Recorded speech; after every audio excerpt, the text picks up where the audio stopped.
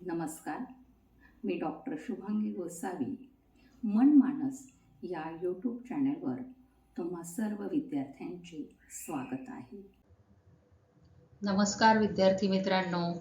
आज आपण दुसरं प्रकरण प्रायोगिक पद्धती यातील 2.3 म्हणजेच प्रयोगातील गृहीतके हायपोथेसिस इन एक्सपेरिमेंटेशन हा मुद्दा अभ्यासणार आहोत. प्रयोगातील गृहीतके हा समस्येशी संबंधित असणारा एक घटक आहे. प्रायोगिक संशोधनात समस्या मांडल्यानंतर परिवर्त्य निवडले जातात. एखादी समस्या सोडविताना प्रथम आपण म्हणजे संशोधक मनाशी एक कल्पना बाळगून संशोधनाला सुरुवात करतात. यालाच गृहीतक किंवा अभ्युपगम म्हणजेच इंग्लिशमध्ये हायपोथेसिस असे म्हणतात. नंतर संशोधनाअंती पुराव्याने ही काल्पनिक विधानं पडताळून पाहिली जातात. जर ही विधानं खरी ठरली तर त्याला सिद्धांताचे किंवा नियमांचे स्वरूप प्राप्त होते आणि जर ही विधानं चुकीची ठरली तर ती त्यागली जातात. त्याचं ठरवून दुसरी कल्पना म्हणजेच गृहीतक लक्षात घेतली जातात. आता लुनबर्ग यांच्या मते एक गृहीतक हे समस्येचे तात्पुरते सामान्यीकरण असून त्याची वैधता चाचणी करण्यासाठी संशोधन हाच एक मार्ग निवडला जातो. गृहीतक कोणत्याही स्वरूपाचे असू शकतात. म्हणजे बऱ्याच वेळा गृहीतक हे पूर्वज्ञानावर किंवा पूर्वसंशोधनावर अवलंबून असतात. थोडक्यात काय तर प्रयोगामध्ये जी समस्या मांडली जाते त्याचं तात्पुरतं गृहीत धरणारं उत्तर म्हणजेच ते विधान गृहीतक म्हणून ओळखलं जातं. आपण ते गृहीत धरतो म्हणून त्याला गृहीतक असंही म्हटलं जातं. आता एक उदाहरण आपण बघणार आहोत की दररोज किमान 3 तास कॉम्प्युटरवर काम केल्यास डोळ्यांचा नंबर वाढतो. या गृहीतकामध्ये डोळ्याचा नंबर वाढणार आहे असा अंदाज बांधला जातो. म्हणजेच काय हे गृहीत धरले जाते आणि गृहीत धरून जे विधान केले जाते तेच त्या संशोधनाचे गृहीतक समजले जाते आणि ह्या गृहीतकाला आधारभूत मानून पुढील संशोधन करण्यास दिशा मिळत असते. आता ह्या गृहीतकांचं स्वरूप पाहणं अत्यंत महत्त्वाचं आहे. गृहीतकाच्या स्वरूपाचा विचार करत असताना असं दिसून येतं की संशोधनाची काही उद्दिष्ट असतात. संशोधकाने ही उद्दिष्ट ओळखून त्यानुसार गृहीतकाची मांडणी करणं महत्त्वाचं आहे. तसंच संशोधनामध्ये काही अमूर्त संकल्पना असतात त्याही संशोधकाने ओळखणं आणि त्यांच्या आधारे गृहीतक तयार करणं महत्त्वाचं आहे. गृहीतक तयार करत असताना पूर्व साहित्याचा आढावा म्हणजेच रिव्ह्यू ऑफ लिटरेचर याचा आढावा घेणं महत्त्वाचं ठरतं. पूर्वीचे अनुभव, समस्या विधान आणि रिव्ह्यू ऑफ लिटरेचरच्या सहाय्याने गृहीतक हे मांडले जाते. थोडक्यात काय समस्या आणि पूर्व साहित्य आढावा या दोघांशी गृहीतकाचा संबंध असतो. जोपर्यंत समस्या विधान गृहीतक स्वरूपात मांडले जात नाही तोपर्यंत समस्या शास्त्रोक्त पद्धतीने सोडवली जाऊ शकत नाही. कारण तोपर्यंत समस्या सोडविण्याची दिशाच ठरत नाही आणि त्यामुळे या गृहीत विधानाला महत्त्व आहे. हे विधान जरी काल्पनिक असले तरी सुद्धा ते महत्त्वाचे ठरत असते, कारण त्यावरून प्रयोग पुढे जात असतो. आता हे गृहीत विधान जे आपण ठरवतो हे पडताळून पाहिलं जातं, म्हणजे प्रयोग त्यावर केला जातो, प्रयोगाचा आराखडा ठरवला जातो आणि हे विधान पडताळून पाहिल्यावर एकतर ते एक्सेप्ट होतं किंवा त्याचं खंडन होतं, अमान्य होतं. त्यामुळे गृहीतकं नेहमी विशिष्ट अशी असणं गरजेचं आहे. गृहीतक अमान्य झालं, खोटं ठरलं तरी प्रयोग यशस्वी होत असतो, कारण आपण अशा विधानावर असतो की ज्याला दोन बाजू असतात आणि त्या दोन बाजू संशोधकाला तपासून पाहायच्या असतात आणि त्या दृष्टीने गृहीतक हे सुस्पष्ट असणं महत्त्वाचं आहे. आता गृहीतकांचं महत्त्व काय आहे हेही आपण पाहणार आहोत. गृहीतक हे प्रत्येक प्रयोगामध्ये महत्त्वाचे असते, कारण ते प्रयोगातील तथ्य आणि घटनांचे तात्पुरत्या स्वरूपात स्पष्टीकरण देत असते. त्यामुळे ते महत्त्वाचं आहे. गृहीतक हे तर्कसंगत असणं फार महत्त्वाचं आहे. त्यामुळे दोन घटकातील सहसंबंध मापन केला जातो आणि त्या सहसंबंधाविषयी अंदाज केला जातो. उदाहरणार्थ आपण बघूया, विद्यार्थी जितक्या जास्त तास अभ्यास करतील तितके परीक्षेत त्यांना गुण जास्त मिळतील. यामध्ये काय, हे दोन घटक, अभ्यासाचा वेळ आणि परीक्षेतील गुण, यामध्ये जो तर्कसंगत संबंध आहे तो ह्या गृहीतकाने मांडला जातो.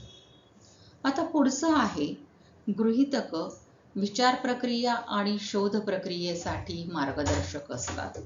कारण गृहीतकांचा विचार केला तर असं दिसून येतं की हे गृहीतक प्रामुख्याने मार्गदर्शक तत्वाची कामं करत असतात आणि त्यामुळे संशोधनाला विशिष्ट दिशेने जाण्यासाठी प्रेरणा मिळत असते आणि संशोधन शेवटच्या टप्प्यापर्यंत घेऊन जाण्यास ही गृहीतकच महत्त्वाची ठरत असतात. आता यामध्ये असं दिसून येतं की एक उदाहरण आपण बघूया. पेट्रोलच्या वाढत्या किमतीमुळे विद्यार्थ्यांची अवधान कक्षा कमी होते. असं जर एखाद्या प्रयोगामध्ये गृहीतक मांडलं तर ते गृहीतक त्या प्रयोगासाठी योग्य ठरणार नाही, कारण पेट्रोलची किंमत आणि विद्यार्थ्यांचे अवधान यामध्ये कुठल्याही प्रकारचा कार्य-कारण संबंध नाही. त्यामुळे ते विधान हे उचित गृहीतक असू शकत नाही. गृहीतकामुळे संशोधन प्रक्रिया पुढे नेण्यास आणि संशोधन आराखडा तयार करण्यास मदत होत असते.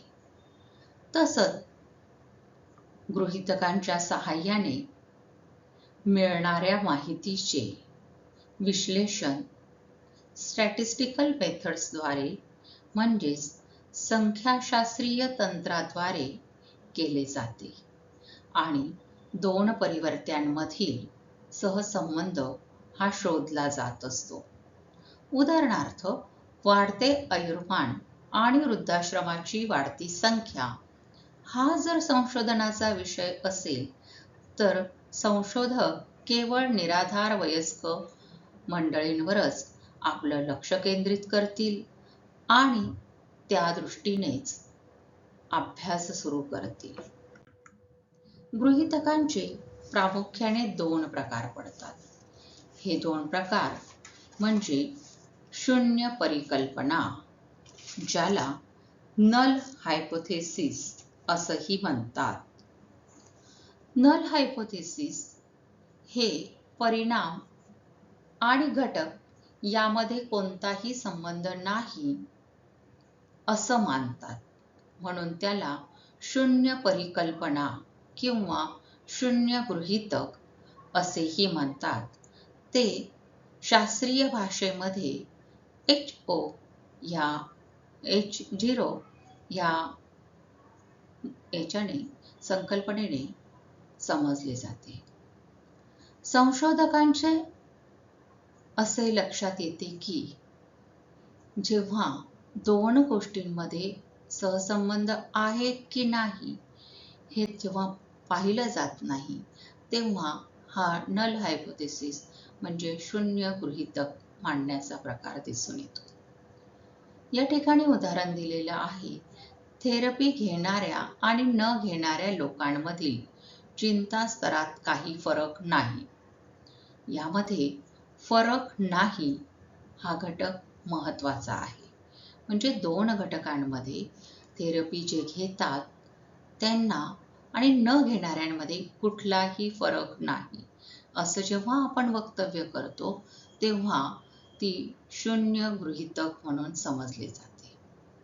दुसरा प्रकार आहे तो म्हणजे वैकल्पिक गृहीतक, H1 किंवा HA नावाने ते ओळखले जाते.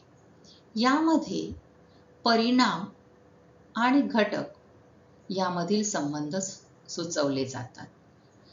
मग अशा वेळेस गृहीतक मांडत असताना तुलनात्मक दृष्टिकोनाने गृहीतक मांडणे महत्त्वाचे आहे. उदाहरणार्थ, थेरपी घेणाऱ्यांच्या चिंता स्तरामध्ये न घेणाऱ्याच्या तुलनेत चिंतेचं प्रमाण कमी असतं. यामध्ये काय, थेरपी घेणाऱ्या गट आणि थेरपी न घेणारा गट अशा दोघांमध्ये तुलना केली जाते आणि त्यामधील सहसंबंध दाखवला जातो. त्याला वैकल्पिक गृहीतक असं म्हटलं जातं. याचं अजून एक उदाहरण म्हणजे नवीन शिक्षण पद्धती, म्हणजेच आता या वर्षापासून तुमच्यासाठी सुरू झालेली NEP 2020 ही पद्धत, म्हणजेच नॅशनल एज्युकेशन पॉलिसी जी नव्याने मांडली गेलेली आहे, याचा विद्यार्थ्यांच्या कार्यक्षमतेत सकारात्मक सुधारात्मक बदल आहे. हे जेव्हा आपण म्हणतो तेव्हा ते वैकल्पिक गृहीतकाचं किंवा परिकल्पनेचं उदाहरण आहे. पण जेव्हा आपण असं विधान मांडतो की नवीन शिक्षण पद्धतीमुळे विद्यार्थ्यांच्या कार्यक्षमतेत सुधारणा होत नाही, यामुळे हे गृहीतक शून्य परिकल्पना किंवा शून्य गृहीतक म्हणून ओळखले जाते. धन्यवाद. धन्यवाद विद्यार्थी मित्रांनो. मनमानस ह्या यूट्यूब चॅनलद्वारे आपण मानसशास्त्राच्या विविध विषयांचा अभ्यास करणार आहोत. या चॅनलवर मानसशास्त्राच्या विविध घटकांशी संबंधित तुमच्या अभ्यासक्रमावर आधारित व्हिडिओज अपलोड केले जाणार आहेत. त्याचबरोबर ह्या व्हिडिओच्या डिस्क्रिप्शन बॉक्समध्ये तुम्हाला गुगल क्लासरूमची लिंक दिसेल. या लिंकवर क्लिक करून तुम्ही गुगल क्लासरूमला जॉईन व्हायचं आहे. गुगल क्लासरूममध्ये या टॉपिकशी संबंधित सखोल नोट्स तुम्हाला मिळणार आहेत. त्याचबरोबर विविध मॉक टेस्टसुद्धा असणार आहे, जेणेकरून तुम्ही शिकलेला अभ्यासक्रम तुम्हाला किती समजला आहे हे तुम्हाला लगेच ऑनलाईन पद्धतीने समजणार आहे. मार्क्सही तुम्ही टेस्ट सबमिट केल्याबरोबर तुम्हाला दिसणार आहेत. त्यामुळे अभ्यास घटकाचा परिपूर्ण अभ्यास होण्यासाठी ह्या गोष्टी मदत करतील. त्याचबरोबर काही शंका असल्यास आपण गुगल मीटद्वारे भेटणार आहोत. या सर्व माहितीचा तुम्ही लाभ घ्यावा असं मला वाटतंय. धन्यवाद. ह्या यूट्यूब चॅनलला सबस्क्राईब करा आणि लाईक करायला विसरू नका. धन्यवाद. बाय.